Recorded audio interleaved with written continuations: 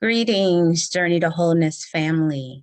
This is Kimberly J coming back at you again this week from the Journey to Wholeness Center.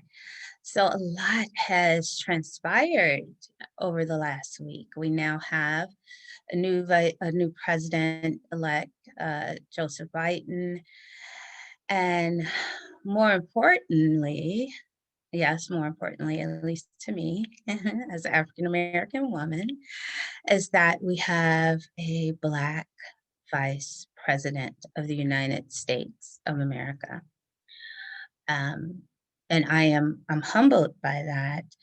I'm humbled by it from the aspect, getting away from the political, which is always personal, but getting away, let's just say that you got away from the political, let's just say, oh, well, I didn't like her views. I didn't like her track record as an attorney general. I didn't, something about her that I just don't like. I get that. I respect everyone's views and opinions, but from my standpoint, from my vantage point, I see for the first time in American history a Black woman being front and center, a Black woman that the world can look to and see that Black women are capable, we are competent, we are strong, we are powerful, we are resilient. And so this is the first time that people can visibly see a Black woman being fully engaged in her power.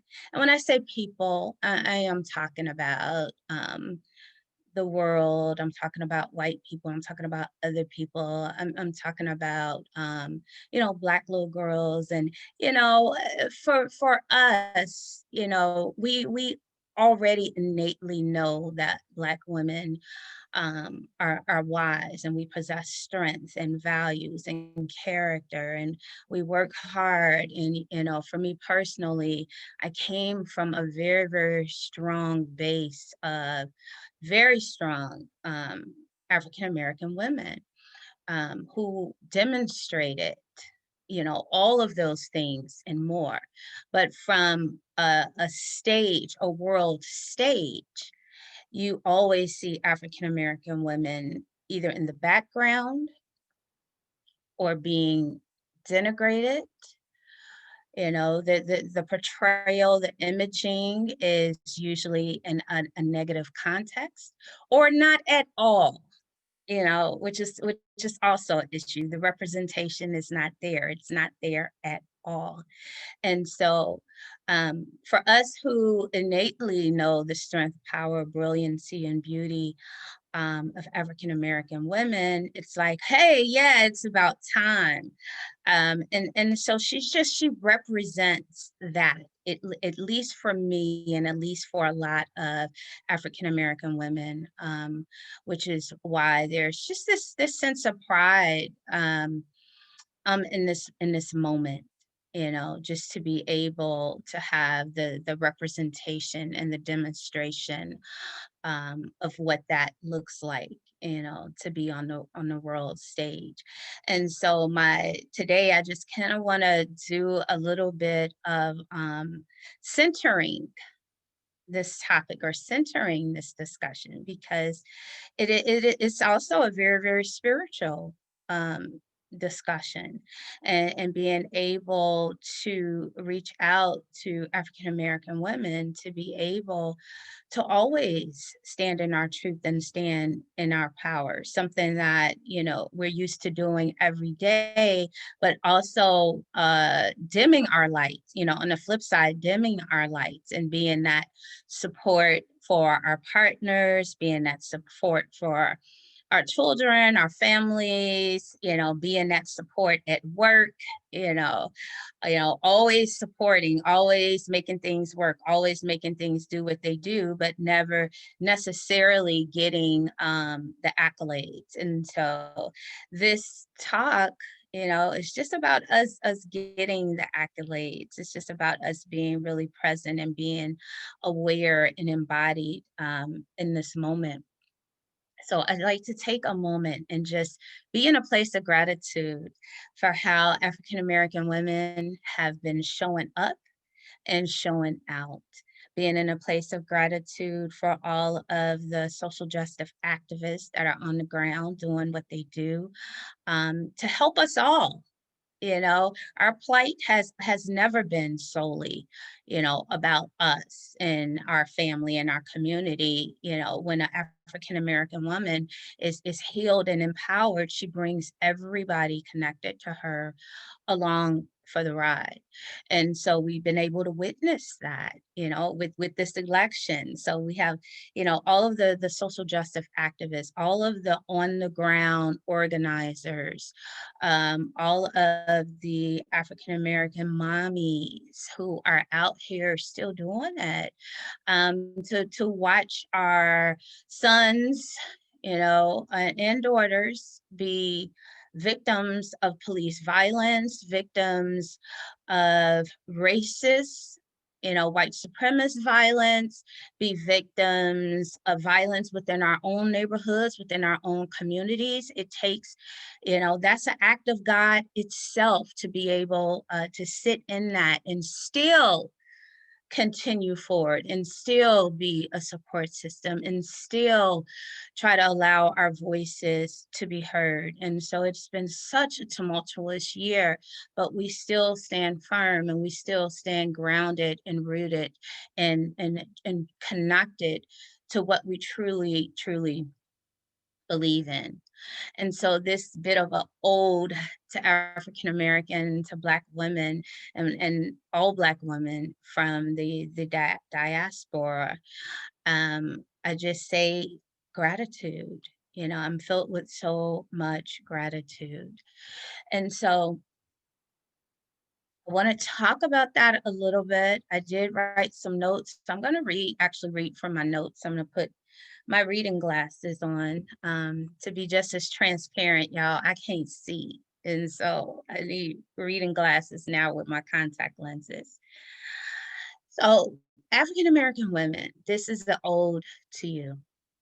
So, we are made in the image and likeness of God, which makes us God body beings, supreme beings, as we perform acts of God every single day, grieving the loss of our sons, fathers, brothers, nephews, cousins, to mass incarceration, police brutality at the hands of our own traumatized Black men and traumatized Black women. We still stand in a place of agency, of truth, of resiliency. For African American women, those of us who are grieving the loss of our childhood, of our innocence, who are overly sexualized, objectified, and disregarded, made invisible in a world that sees them, that doesn't see them, and feel like there is no practical use for them. For example, I smile as I say this, as to not be filled with a sense of rage. And so when I say a world that not only doesn't see us, but also sees no value in us. 2 days ago, my sister had an incident where a white man accosted her and came up to her and said inappropriate things to her and walked off and said, well, what good are you anyway? And so that energy, is always, well, what good are you anyway if we are not here to serve others? And so it's very important that we begin to reclaim our inner power and our inner strength, and not from a place solely of disempowerment and victimization, but from a place of embodied spirit, from a place of being goddess, God body in inspired, from a place of being courageous, in a place of being and living out our truths. And so this came across my mind and my heart to share this morning.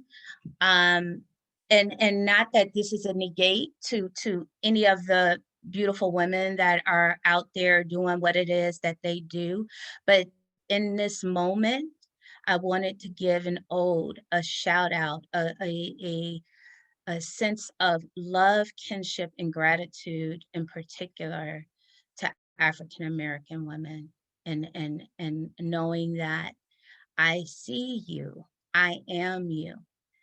And with that said, it is time for us to continue to do this work, but this time to do our work a little bit differently. This time to really roll up our sleeves and do the work that we need to do first on us, our own work, our own healing. So healing our past wounds, healing our past trauma, healing the historical trauma that resides in our bodies that we pass down and pass on from generation to generation to generation. It's time to break those cycles. It's time for us to heal so that we can continue to be channels and vessels of healing, not only for ourselves, not only for our families and our communities, but for the world at large. So with that said, I invite you all to join me. As I mentioned in my last discussion, I am having a Women Healing Women event on November 20th and 21st. That's on a Friday and Saturday, from 1 to 3, where the whole workshop is going to center women and our ability. On Saturday, we're going to talk about healing our wounded hearts and our wounded bodies. And on Sunday, we're going to talk about healing the wounded spirit, family, and community.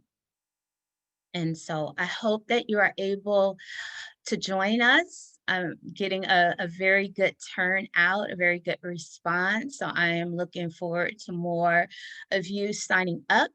The registration, you must pre-register. The registration link I will put at the bottom of this message, but you can also go to my website at journeytowholeness.org and sign up for this event. So with that said, thank you for listening to me yet another week. I love you all. I ask that you all stay safe, stay healthy, build up your immune systems, which includes staying away from any negative, dense, distracting energy. All of that stuff, stress, anxiety, all of that stuff directly impacts your immune system. And so now more than ever, it is time to build up that immune system. Sunshine, vitamin C, staying away from eating so many dense, heavy foods, sugar, a lot of meats, a lot of dairy, So really be a good steward of your body so your body can be a good steward for you. And so I love you all, and I will talk to you soon. If you have any questions, comments, or thoughts, please leave them on the page and make sure you like and share.